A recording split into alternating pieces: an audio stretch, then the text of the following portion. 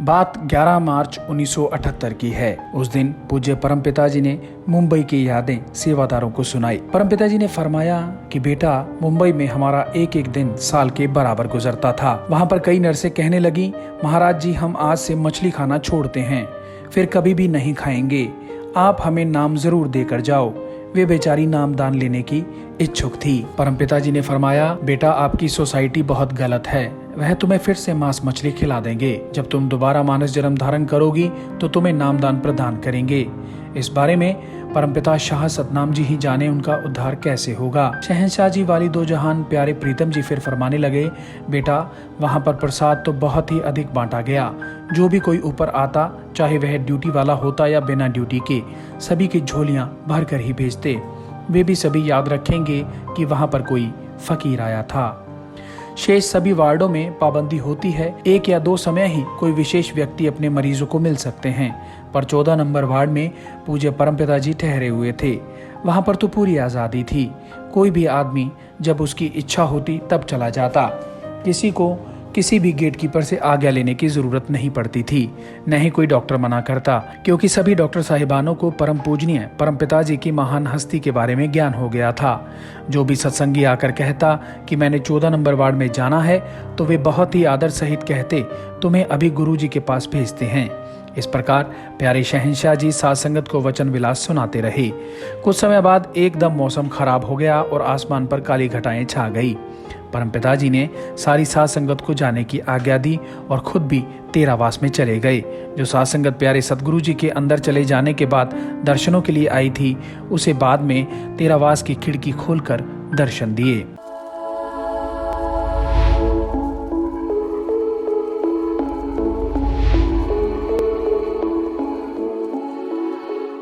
ग्यारह मार्च 1978 प्रतिदिन की तरह उस दिन भी परमपिता जी ने तेरावास के ऊपर से खिड़की खोलकर साध संगत को दर्शन दिए और जाने की आज्ञा दे दी।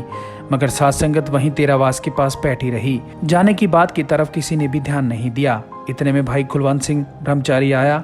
उसने सारी साध संगत को कहा कि जब परमपिता जी ने आप सभी को अपने अपने घर जाकर अपना काम धंधा करने के लिए कहकर आज्ञा दे दी है, तो आप सब चले जाओ। भाई कुलवंत के कहने से वह सारी साध संगत चली गई। कुछ समय बाद कुछ और साध संगत दर्शनों के लिए आ गई। परम पूज्य शहंशाह जी ने उन्हें भी खिड़की खोलकर दर्शन दिए। उसके बाद परमपिता जी तेरावास से बाहर घूमने के लिए आ गए। शहंशाह जी के साथ कुछ सेवादार भाई भी थे।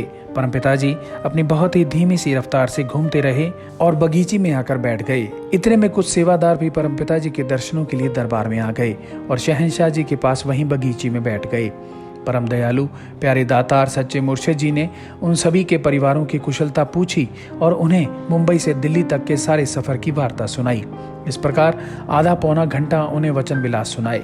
इसके बाद सद्ब्रह्मचारियों को हुक्म फरमाया, भाई इन सभी को चाय पानी पिलाओ, हम तेरावास में चलते हैं।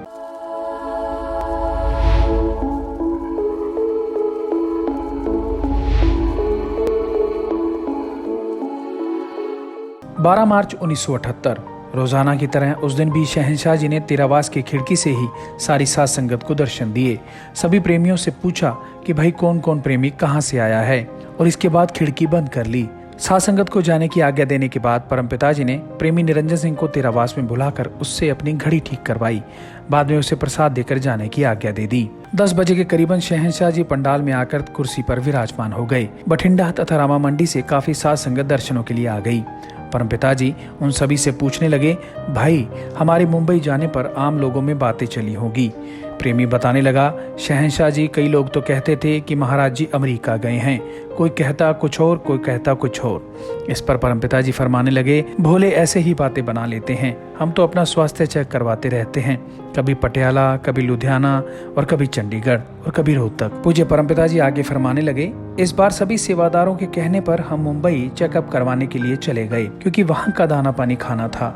मुंबई अधिक दूर होने के कारण दिन भी अधिक लग गए और अन्य कोई विशेष बात नहीं थी। फिर परमपिता जी ने तेरावास से 3 डायरियां मंगवाई। उनमें से एक डायरी राजकुमार शर्मा को दी, जो बाद में दरबार में सद्ब्रह्मचारी बन गए और जो शाही कंटीन के मुखिया तथा मासड़ जी के नाम से संगत में प्रसिद्ध हो गए। दूसरा स्टेट सेक्रेटरी मास्टर आत्माराम बागी रामा मंडी वाले को दी और तीसरी प्रेमी साधुराम बठिंडा वाले को दी। इस प्रकार शहंशाह जी समस्त साध संगत को अपने पवित्र मुखारबंद से वचन विलास करके और दर्शन दीदार देकर निहाल करते हुए सभी को आज्ञा देकर तेरावास में चले गए।